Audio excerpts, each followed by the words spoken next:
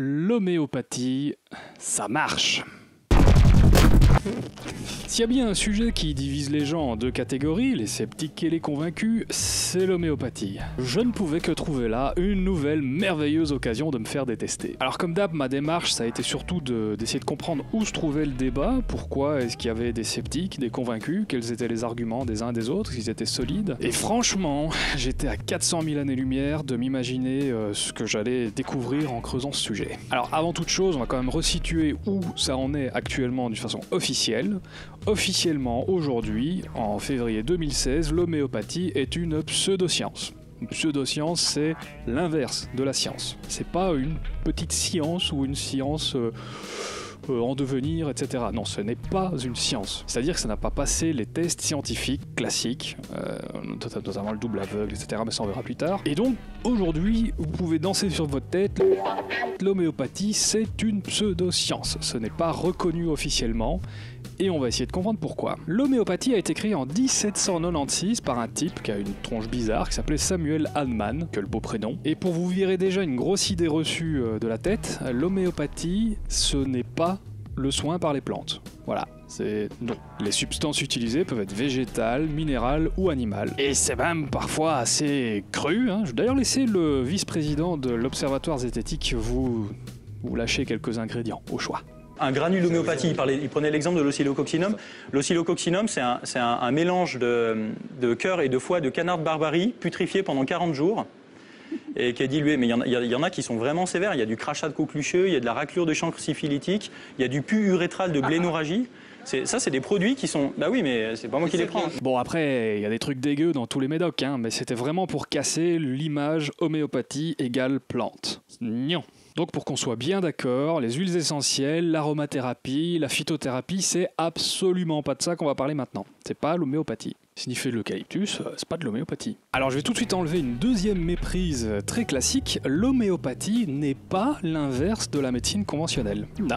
Homéopathie, homéo, ça veut dire similaire. Donc ça repose sur l'idée que pour soigner un mal, il faut utiliser quelque chose qui provoque le même mal chez une personne saine. Donc si t'as des maux de tête, tu prends un truc qui provoque des maux de tête pour te guérir, et pas un truc qui supprime les maux de tête. Ouais, c'est ça l'idée du gars. Un truc qui combat le mal de tête, ça, c'est quelque chose que les homéopathes, et les homéopathes eux seuls, appellent l'allopathie. Allo, différent, homéo, similaire. Et non, c'est pas pour ça qu'on dit allô au téléphone. Allô au téléphone, ça vient de... Oh, et puis cherche un peu. Moi j'ai été voir, moi je sais. La médecine conventionnelle, ou la médecine officielle si tu préfères, elle accepte absolument tous les types de fonctionnement pour peu qu'ils respectent un seul critère. Avoir été prouvé selon la méthode scientifique. Les vaccins par exemple, c'est une forme d'homéopathie, puisque ça guérit le mal par l'injection d'un tout petit peu de mal. Même si c'est avant que le mal n'arrive. Mais c'est le même principe. L'allopathie, par contre, tu trouveras nulle part quelqu'un qui se dit pratiquant de l'allopathie. Ça n'existe pas, un médecin allopathe. En plus, si on prend le sens du mot allopathie, ça englobe d'autres médecines non conventionnelles. Phytothérapie, aromathérapie, enfin tous ces trucs-là, quoi. Qui, eux, combattent un symptôme par quelque chose qui supprime ce symptôme. Il y a quand même un truc qui m'a fait marrer en creusant un petit peu, c'est que si par exemple vous pratiquez l'homéopathie et la phytothérapie, mettons, eh bien vous mettez très en colère mon cher homonyme qui déclarait à propos des médecines allopathes, toutes médecines allopathes confondues, qu'elles étaient des méthodes antipathiques et purement palliative, on dirait du Jaco. C'est-à-dire qu'il faut être bien clair. D'après le fondateur de l'homéopathie, tout ce qui n'est pas homéopathique ne fait que guérir les symptômes et non la maladie d'une façon brutale. Là où ça coince, c'est que Samuel Hahnemann affirme tout ça sur base de ses propres travaux qui n'ont jamais été confirmés par la médecine avec la méthode scientifique. Voilà qui est donc source de très nombreux débats. Et vous allez voir que quand on essaye de rester neutre, c'est-à-dire vraiment de faire genre je ne connais rien ni d'un sujet ni de l'autre, eh ben on est obligé de se rendre compte qu'il y a une espèce de partage des torts et un partage des raisons. Voyons ensemble pourquoi l'homéopathie fait tant de débats. L'homéopathie fonctionne sur 3 grands principes. 1. La dilution. 2. La dynamisation. 3. L'individualisation. C'est pas compliqué à retenir. Alors je vais tout de suite commencer par les points 1 et 2 parce que je trouve qu'ils sont complètement indissociables en fait. Alors ce qui s'est passé, c'est qu'un beau jour, Samuel Hahnemann s'est rendu compte que son idée de combattre le mal par le mal avait souvent des effets néfastes. Souvent ça faisait le mal plus le mal. Donc le mec qui lâche rien, il s'est dit Ça doit être un problème de dosage. Diluons. Et là, il s'est rendu compte d'un truc, c'est qu'en diluant, les effets pharmacologiques, donc les effets des molécules actives, disparaissaient également. Et un beau jour, il a eu une idée redoutablement efficace pour foutre la merde dans les conversations des repas de famille. À sa dilution qui était inefficace, il a ajouté la dynamisation. Alors la dynamisation, c'est quoi? Eh ben c'est un principe très complexe qui consiste à secouer très fort une solution diluée. Sinon la pulpe, elle reste en bas. Et c'est à partir de ce moment-là qu'il a fait de nets progrès en termes d'observation, de guérison. Si. Mais je vais vous donner des clés pour peut-être comprendre cette partie de l'histoire sous un autre angle. Notez le conditionnel, hein. C'est important. Troisième grand principe de l'homéopathie, l'individualisation. Alors ça, c'est un principe selon lequel il faut prendre en compte l'ensemble des symptômes d'un individu pour pouvoir identifier de quoi il doit être guéri. Donc, si vous allez chez le médecin homéopathe pour vous soigner les articulations, mettons, eh ben le gars va vous demander si vous chiez dur ou mou et de quelle couleur sont vos morves. Alors, il faut pas se moquer parce que, au contraire, l'individualisation, c'est un principe de plus en plus intégré dans la médecine conventionnelle. Par exemple, on commence de plus en plus à tenir compte des paramètres génétiques d'un individu ou de son état psychologique global. Maintenant que vous connaissez les trois grands principes, revenons sur les raisons du débat. Et vous allez voir que là, il y a de quoi être sur le cul. Les produits homéopathiques sont tellement dilué, mais genre dilué Ninja Boy Storm de la One, qu'il n'y a statistiquement plus une seule chance que la molécule active, ou la molécule tout court, se trouve dans le médoc. Donc les dilutions, ça se compte en CH. Il faut savoir qu'un CH représente 1 centième, et que 2 CH, par exemple, représentent 1 centième, 2 centièmes. Et 3 CH, 1 centième, 2 centièmes, 2 centièmes, etc. Alors pour comparer, 1 CH, ça représente à peu près 2 cuillères à café par rapport à 1 litre. 10 CH, ça représente à peu près une goutte d'eau dans le lac Léman. 23 CH, une molécule d'eau de toute l'eau de tous les océans de toute la planète. Et à 40 CH, alors ça c'est ma préférée, c'est l'équivalent d'une molécule par rapport à la totalité de la masse de l'univers. Donc, qu'on soit bien d'accord, c'est pas une question de molécules ou de dosage. Nine, niet. Donc là, vous comprenez facilement déjà pourquoi il y a débat sur le principe actif de l'homéopathie. Alors maintenant, pourquoi il y a débat sur la dynamisation? Eh ben parce que ça voudrait dire que la molécule transmet à l'eau son pouvoir. Et ça, les physiciens, ils aiment pas du tout. La dynamisation, ça nous renvoie directement au sujet de la mémoire de l'eau. Et la mémoire de l'eau, c'est un sacré bordel qui mériterait une vidéo à elle seule. Mais je vais quand même essayer de vous la faire courte. On va faire un petit état des lieux de ce qu'on en sait en ce beau mois de février 2016. La mémoire de l'eau est un concept principalement initié par Jacques Benveniste, médecin immunologue, dans les années 90. Il affirmait que l'eau a la capacité de mémoriser l'empreinte de certaines substances et même de restituer cette empreinte alors même que la substance ne s'y trouve statistiquement plus. Et justement, ça marche en diluant et en dynamisant. Et le gros problème, c'est que Benveniste, c'était un médecin immunologue et quand on a refait ses expériences, on a découvert qu'il y avait pas mal d'erreurs de protocole. La quasi-totalité des fois où on a tenté de reproduire son expérience, ça s'est soldé par un échec. Ah, j'avais dit que je la ferais courte, hein. Vous trouvez toutes les infos dans la description sur la mémoire de l'eau, etc. Et vous verrez que les quelques fois où c'est passé, il y avait des trucs louches. C'était un petit peu impossible de statuer de façon définitive dessus. Mais ça sent pas très bon quand même, parce que ça remettrait en question en profondeur toute la physique moderne. Donc Einstein, tous les grands génies, physique quantique, mais attention, gros bordel! Voici qu'entre en scène Luc Montagnier. Luc Montagnier, prix Nobel de médecine 2008 et section prix à rallonge sur sa page Wikipédia. Co-découvreur du virus du sida, sujet qui pourrait d'ailleurs faire l'objet d'une autre vidéo, mais on n'en est pas là. Le mec a tout simplement découvert un principe similaire à celui que Benveniste décrit au sujet de l'ADN. Dans notre expérience, seulement 2 nanogrammes, un soupçon de matière, ont été utilisés au départ. En faisant cette simple série de manipulations, on obtient très vite des dilutions telles qu'il ne reste plus de molécules d'ADN, mais seulement de l'eau. Jamal Aissa cherche à capter un signal électromagnétique en provenance des différents tubes posés sur le capteur, puis à numériser ce signal pour obtenir un fichier informatique, comme on le ferait pour un son. Mais ces tubes ne contiennent plus que de l'eau. D'après le professeur Montagnier, l'eau dans laquelle l'ADN a été fortement dilué a gardé en mémoire des traces de l'ADN initial et les restitue sous forme d'ondes électromagnétiques. Jamais biologie et physique classique n'envisagent de tels phénomènes. Et maintenant, il veut transférer par Internet le fichier obtenu et l'utiliser pour reconstituer l'ADN 1500 km plus loin. L'expérience se poursuit donc en Italie, à l'université de Benevento. Les ondes enregistrées en France vont être lues par l'ordinateur et envoyées dans un tube d'eau pure. Ce tube d'eau, selon le professeur, va en quelque sorte écouter ces signaux et les mémoriser. Donc on met le tube d'eau dans le bobinage, ensuite on lance la lecture du fichier des ondes numérisées et on laisse l'eau écouter cette musique. Permettez-moi d'appeler ça de la musique. Il va écouter la musique pendant environ 1 heure. Lina, la biologiste, prépare les différents tubes contenant les éléments nécessaires à la dernière phase de l'expérience. Elle y ajoute l'eau qui a écouté la musique de l'ADN. Lina utilise la PCR, une technologie qui a révolutionné depuis une vingtaine d'années le travail des laboratoires de biologie moléculaire, mais aussi celui de la police scientifique dans l'identification des criminels. La PCR consiste à mettre dans l'eau des éléments chimiques, des briques élémentaires appelées nucléotides. Ce sont les constituants de base de tout ADN. À ces briques est ajoutée une enzyme, la polymérase, qui va jouer un rôle de catalyseur. Dans un premier temps, ces composants restent inertes, il ne se passe rien.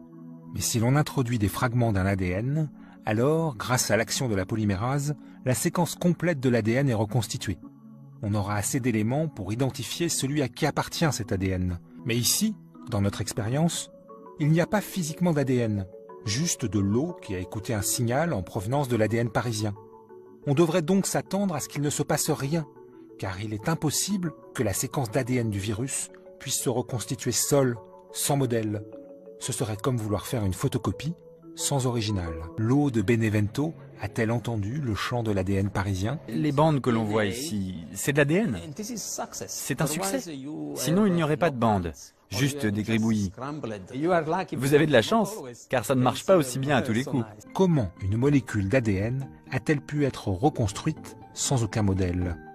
C'est vertigineux. Un laboratoire indépendant va analyser l'ADN prélevé à l'issue de la PCR. Ils obtiendront une séquence que l'on pourra alors comparer avec la séquence de l'ADN parisien. Je viens de recevoir les premiers résultats d'expérience faite en Italie, à Benevento, et qui prouvent bien sûr qu'on a pu faire une traduction d'ADN. Les séquences sont presque totalement identiques à 98%.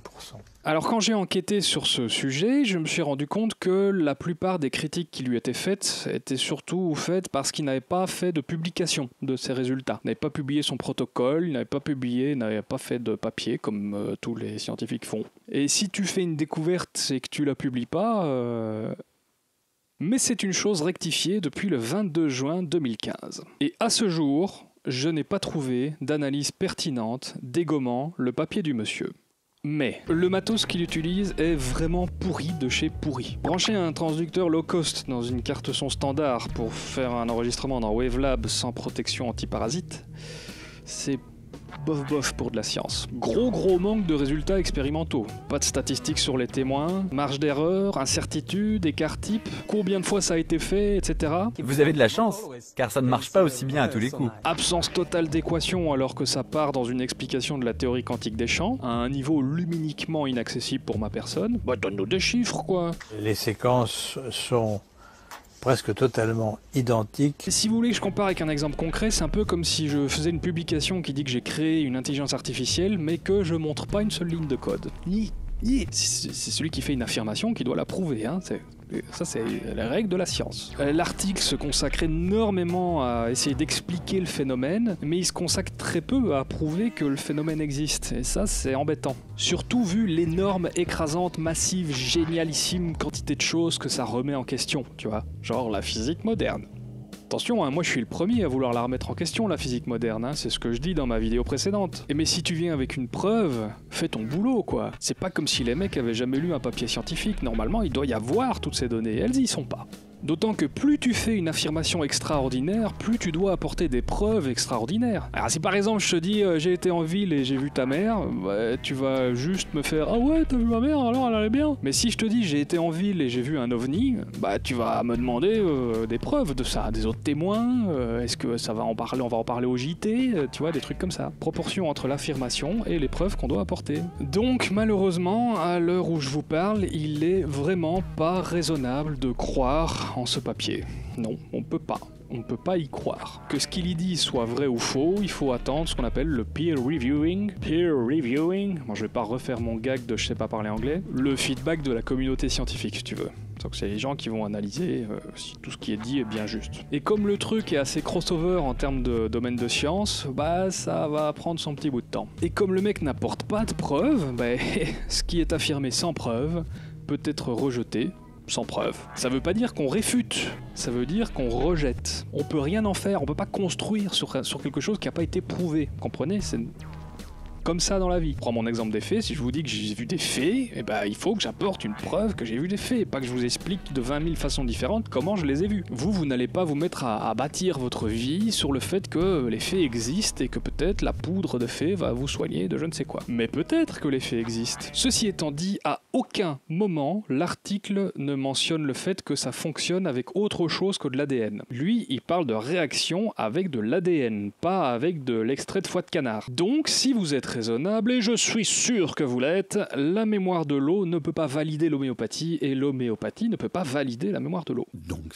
il y a débat. Donc il y a débat. Donc il y a débat. Troisième grosse dispute au sujet de l'individualisation, et c'est là, ça coince encore plus là. Quand la médecine conventionnelle teste un médicament, elle fait ce qu'on appelle un test en double aveugle. Alors en quoi ça consiste, vite fait, parce que vous êtes des milliers à déjà le savoir. On prend 100 personnes qui ont exactement la même maladie, on divise ça en deux groupes. Le groupe A va se voir attribuer un placebo, c'est-à-dire du sucre. Le groupe B va se voir attribuer le médicament, et le médecin qui donne le médicament ne sait pas lui-même s'il est en train de donner un placebo ou s'il est en train de donner le médicament. Et parce que le fait que le médecin sache ce qu'il donne, statistiquement, ça influence les résultats. Il en ressort que sans exception, aucune, et c'est un fait indiscutable, les gars, j'ai cherché, l'homéopathie présente systématiquement des résultats similaires à l'effet placebo. Que ça vous plaise ou non, je n'ai rien trouvé. J'ai pas été payé par les illuminationnistes pour vous le dire, hein, je vous le dis, j'ai rien trouvé qui disent que ça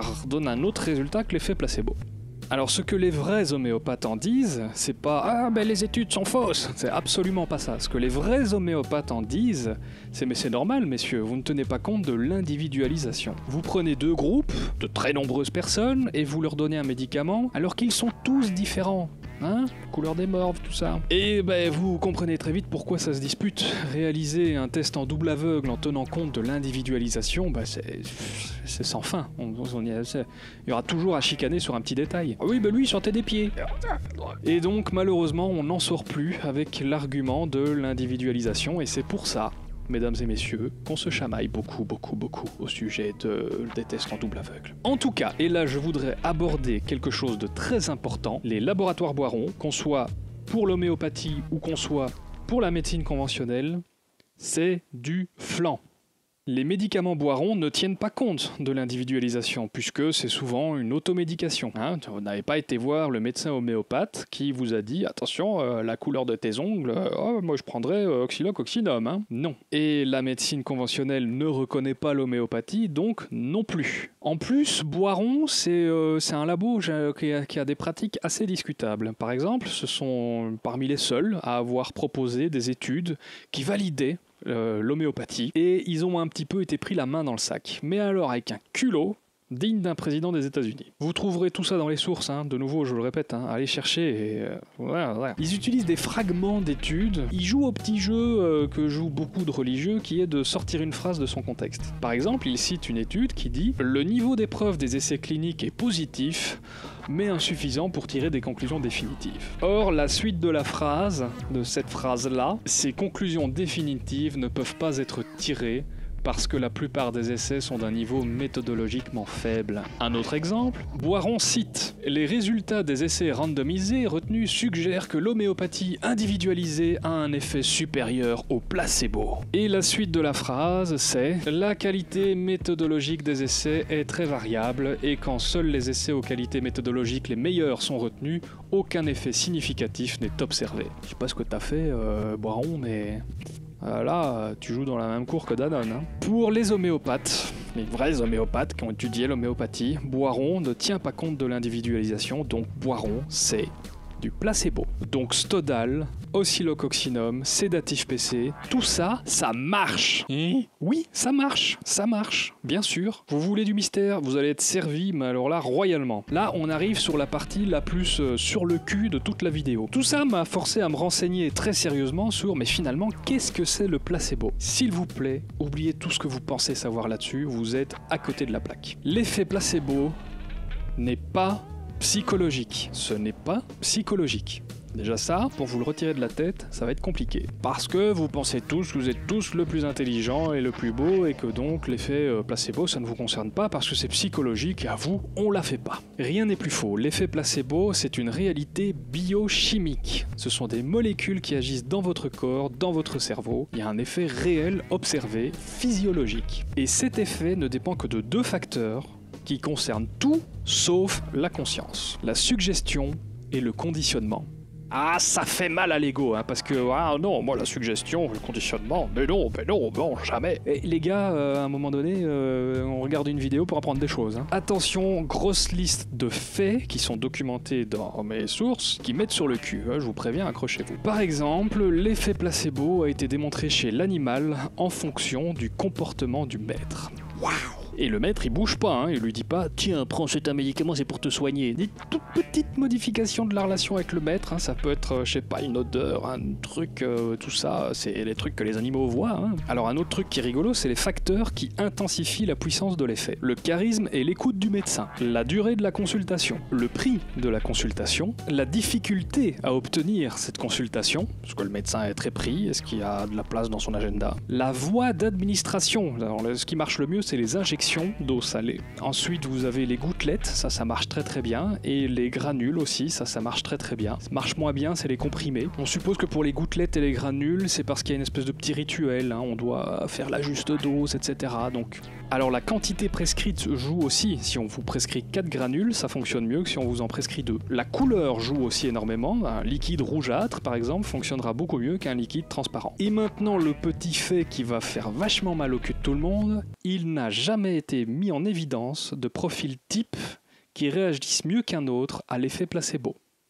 Quel que soit votre niveau intellectuel, votre niveau d'éducation, votre culture, votre niveau social, votre état psychopathologique, il n'y a pas de mise en évidence de profil type chez qui le placebo fonctionne mieux. Nous sommes tous égaux face au placebo. Si tu me crois pas, tu vas dans la description, mon pote, qu'est-ce que tu veux que je te dise? Pire encore, on peut développer une dépendance à un placebo aussi puissante qu'une dépendance à la morphine.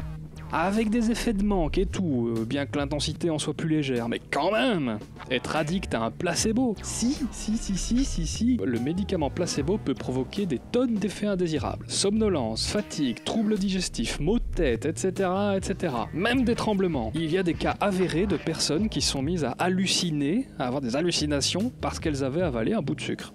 Alors, l'effet placebo ne peut pas combattre toutes les maladies non plus, hein, faut pas exagérer. Par exemple, on n'a jamais mis en évidence de relation entre l'effet placebo et le cancer. C'est quelque chose qui n'a jamais été prouvé, ni de près ni de loin. Il n'y a aucune relation qui a pu être faite dans n'importe quelle étude jusqu'ici. Mais par contre, l'effet placebo fonctionne très bien dans le soin de symptômes douloureux, par exemple. Il est surtout efficace contre la douleur sous toutes ses formes, la toux, la dépression, la maladie de Parkinson, je déconne pas, l'ulcère gastrique ou duodénal, je ne sais pas ce que c'est duodénal, j'irai voir après avoir fait cette vidéo, l'hypertension, etc.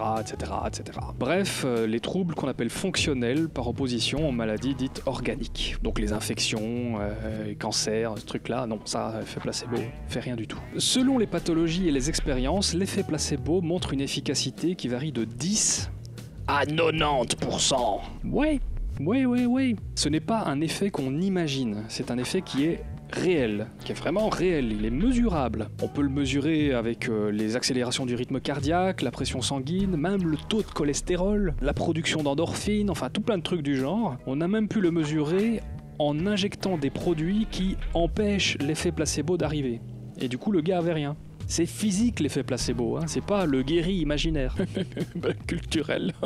Et donc, en toute logique, les scientifiques se sont posé la question à 1000 points, est-ce que l'effet placebo fonctionne quand on sait que c'est un placebo? Et la réponse est oui.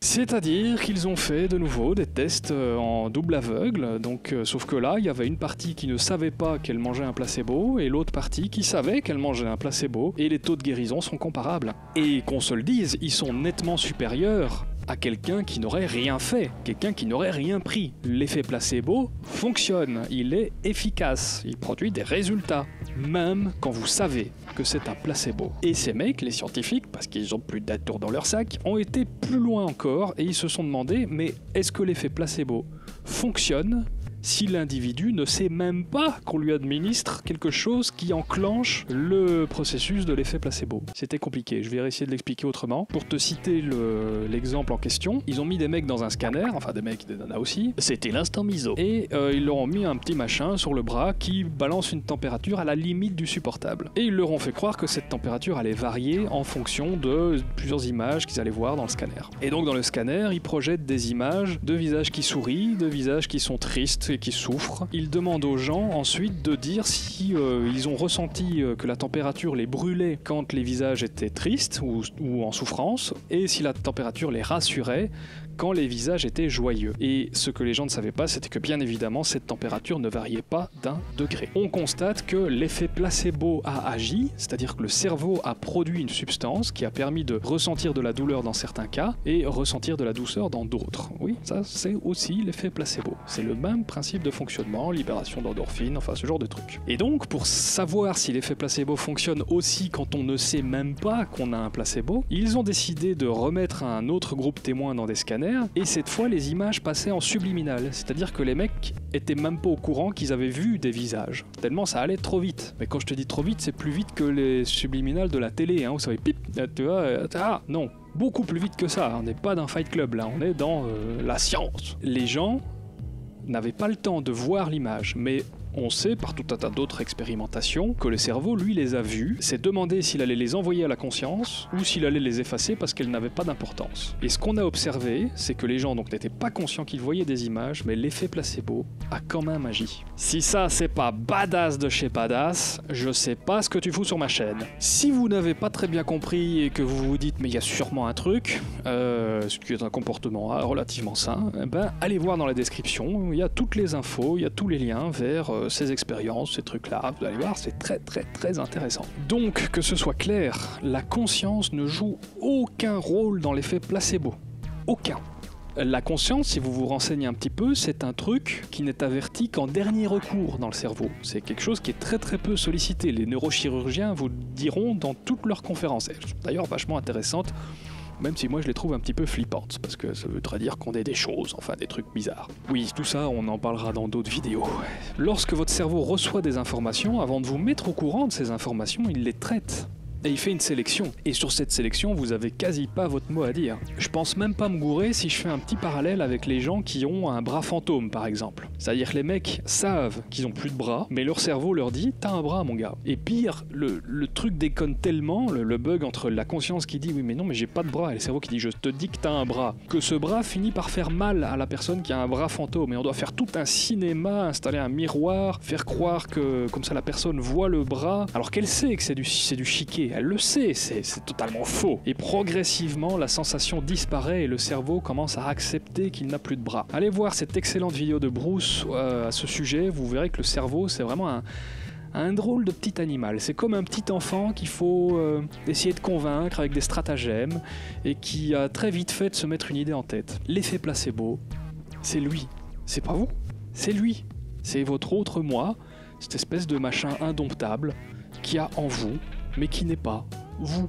Voilà de quoi normalement bien vous mettre sur le cul avec ces histoires d'effets placebo, mais revenons un petit peu à l'homéopathie, puisque c'est quand même le sujet de la vidéo. Donc faut quand même comprendre les médecins conventionnels qui savent que l'effet placebo joue déjà énormément de rôle, que quand ils voient que les résultats sont similaires, ils débattent. Arrêtez avec l'argument « j'ai pris le médicament, j'ai guéri, donc le médicament marche ». Ce n'est pas comme ça que la science fonctionne. La science étudie le principe qui agit du moment de la prise du médicament jusqu'au moment de la guérison. Et il se trouve que l'effet placebo produit les mêmes résultats. Que ça vous plaise ou non. Sauf le débat sur l'individualisation, mais qui est quand même relativement stérile parce que les mecs qu'on soigne par exemple pour des grippes savent qu'ils se soignent en 3-4 jours, et dans le cas où ils font les études sans individualisation, paf, ils se soignent aussi en 3-4 jours alors qu'ils ont pris un véritable placebo.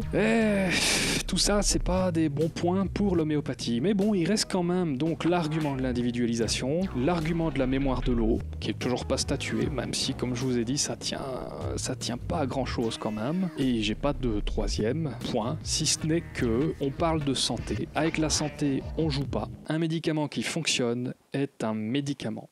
Point barre. Si vous prenez de l'oscillococcinum et que vous allez mieux, c'est que l'oscillococcinum produit cet effet chez vous. Cet effet est déclenché par l'effet placebo. Je suis désolé de vous l'apprendre, mais c'est la réalité. Il n'empêche que ça marche et que vous pouvez continuer à en prendre en toute quiétude, même après avoir vu ma vidéo, même si vous rejetez tout en un bloc, ou même si vous prenez tout en un bloc. Vous aurez toujours les mêmes résultats.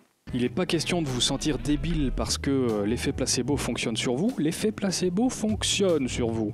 Que vous soyez zététicien ou croyant, peu importe. C'est pareil pour tout le monde. Et ce truc reste un mystère complet. Comment fait le corps pour comprendre quelle substance sécréter pour agir sur tel symptôme? Pourquoi chez certains patients, soudainement, ça marche plus? Et c'est pas parce qu'ils le savent ou qu'ils le savent pas, ça n'a rien à voir. Est-ce qu'on parle d'un effet placebo ou est-ce qu'on parle des effets placebo ayant chacun leur fonctionnement propre, etc. Il y a encore plein de choses à découvrir sur cet effet, c'est en train d'être étudié, c'est vraiment un domaine de recherche à part entière, et les véritables spécialistes sont extrêmement rares. Quant à la médecine traditionnelle, il faut pas oublier qu'il y a des gros problèmes de surmédicamentation. Les médecins qui ont la prescription légère, ça existe, il y en a beaucoup. Vous n'êtes pas apte à savoir si votre médecin a la prescription légère ou pas. L'automédication abusive, ça existe aussi beaucoup, les gens... Arrêtez de faire ça, bordel! Faut quand même se poser une question, pourquoi est-ce qu'il existe des pubs qui nous disent à nous de prendre moins d'antibiotiques alors que c'est censé être les médecins qui nous prescrivent la bonne quantité? Ça veut dire quoi au juste? Écoutez votre médecin mais pas trop? Ne diabolisez quand même pas trop l'industrie pharmaceutique parce que ça c'est quand même un truc qui revient souvent, c'est oui mais tous des pourris, etc. Prenez en compte la quantité de médicaments qu'il existe, la quantité de médecins, tous les gens qui composent le corps médical, qui veillent à ce que leur profession reste quelque chose de noble, qui seraient prêts à dénoncer tous les problèmes qu'il y a s'il y a un scandale sanitaire, ce qui arrive relativement rarement comparé à l'écrasante totalité des médicaments et des médecines qui existent. Dans la médecine conventionnelle, j'entends. Vous avez évidemment des scandales sanitaires, vous avez évidemment des affaires de gros sous, de détournement d'argent, etc. Mais c'est quand même très rare en proportion de l'énormité de ce qu'est l'industrie pharmaceutique. Ne tombez pas dans le complotisme primaire qui consiste à dire que si une étude dit que l'homéopathie est fausse, c'est forcément parce qu'il y a des arrangements de dessous de table. Mais très bien, admettons. Pourquoi est-ce que l'industrie pharmaceutique se passerait de l'homéopathie ? Quel intérêt il y aurait à tous ces gens, tous ces investisseurs de diaboliser l'homéopathie? Au contraire, eux ils demandent pas mieux que l'homéopathie ça fonctionne pour s'en mettre plein les fouilles, mais le jour où ils mettront ça dans la médecine conventionnelle, ils vont se faire dégommer par tout le corps médical parce que ça n'a pas respecté les protocoles du corps médical, et à ce moment-là on peut faire passer tout et n'importe quoi. Dans les débats sur l'homéopathie, restez zen. Vous ne savez pas ce que c'est exactement, même si ça marche sur vous. Alors, sceptiques et croyants, main dans la main, faites-vous des bisous et prenez soin de vous, parce que vous le savez tous les deux, l'homéopathie, ça marche. Ne coupe pas, j'ai une petite annonce à faire. Générique. Vous êtes formidables, vous continuez à être de plus en plus nombreux à vous abonner, c'est génial, moi je suis vraiment très content. Je vous rappelle qu'à 20 000 abonnés, j'ai promis que j'allais lâcher le gros morceau. Qu'est-ce que moi-même j'ai vécu comme expérience paranormale? J'ai à la fois hâte et à la fois très peur de vous en parler, mais j'ai promis que je le ferai et je pense que ça va être vachement intéressant. Donc, partagez cette vidéo parce qu'elle est intéressante et elle apporte des choses qu'on ne retrouve que difficilement ailleurs. N'hésitez pas à me rejoindre sur Facebook si vous voulez débattre, si vous voulez proposer des sujets, si vous avez des questions, ce genre de trucs. N'oubliez pas Twitter aussi, hein, j'y lâche un beau paquet de conneries, c'est marrant. Là, j'ai eu la consécration de Sylvain Durif, le grand monarque cosmique, il n'y a pas si longtemps que ça. Ah putain, cette aventure me porte aux confins de la réalité. Et puis, si vous voulez me soutenir financièrement, il y a Tipeee, parce que la vie d'aspirant youtubeur, ça reste assez difficile, donc n'hésitez pas à me soutenir sur Tipeee. Votre générosité, tout ça, il y a des gens qui le font, Merci à eux, d'ailleurs, du fond du cœur, parce qu'ils me permettent de continuer, de croire que tout ça va quelque part, que c'est intéressant de toujours se mettre à dos à la fois les croyants et à la fois les sceptiques, hein, parce que oui, sachez que les sceptiques me reprochent globalement de ne pas trancher assez radicalement, mais moi je suis pas là pour apporter des réponses, je suis là pour apporter des perspectives, pour alimenter la réflexion, pour vous expliquer où se trouve le débat, et éviter en tout cas du mieux que je peux de vous donner mon propre avis sur tous ces sujets, même si évidemment ça transparaît quand même. Sur ce, je vous dis à très bientôt, et n'oubliez pas que lorsque vous avez un doute, à mon humble avis, la meilleure attitude reste quand même d'éviter de trancher.